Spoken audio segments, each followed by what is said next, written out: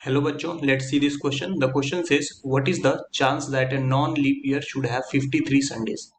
तो अब इसमें की कॉन्सेप्ट का कोई स्पेसिफिक रोल नहीं है कि एक पर्टिकुलर कॉन्सेप्ट से क्वेश्चन है, बस ये समझना है आपको कि एक प्रोबेबिलिटी का क्वेश्चन है और हम कह सकते हैं कि इसमें जो की कॉन्सेप्ट है हमें फॉर्मूला बस पता होना चाहिए एटलीस्ट।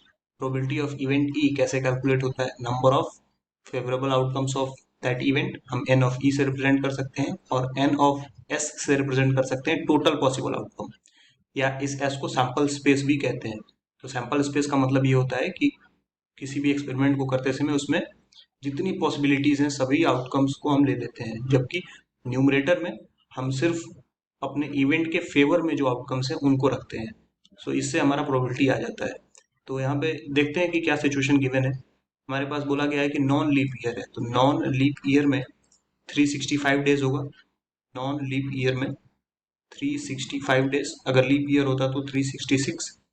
तो अब यहाँ पे 53 संडेज की बात की गई है। अब हर वीक में तो संडे एक आएगा ही, तो अगर हम 365 को 7 से डिवाइड करें, सो ये 5 टाइम्स डिवाइड होगा, 35 बचेगा, फिर 1 बचेगा रिमाइंडर, ये 5 बचा हुआ है, ये यहाँ पे आ गया और 2 बार और डिवाइड होगा, ये 14 हो गया और एक रिमाइंडर यहाँ पे बच गया।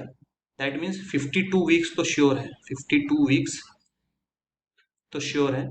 इसका मतलब 52 संडेज तो आने ही आने हैं, उसमें कोई प्रॉब्लम नहीं।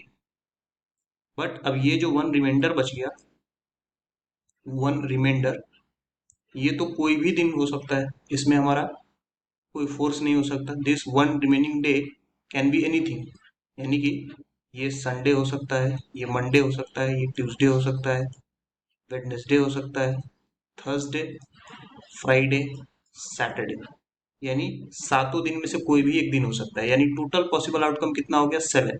तो ये यहाँ पे जो फॉर्मूले में मैंने एन ऑफ एस लिखा है, तो आप ध्यान से देखें तो यही हमारा टोटल पॉसिबल आउटकम हो गया। ये जो बचा हुआ एक दिन है ये कुछ भी हो सकता है, तो डिनोमिनेटर में 7 आ गया, लेकिन फेवर में, हमारे इवेंट के फेवर में क्या होना चाहिए, 53। संडे कब आएगा, जब संडे आ जाए, इस रिमेनिंग डे पे संडे आ जाए, तो इसका मतलब 1 out of 7।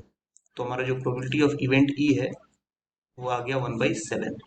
So that's all. I hope you understood this well. Thank you and best of luck.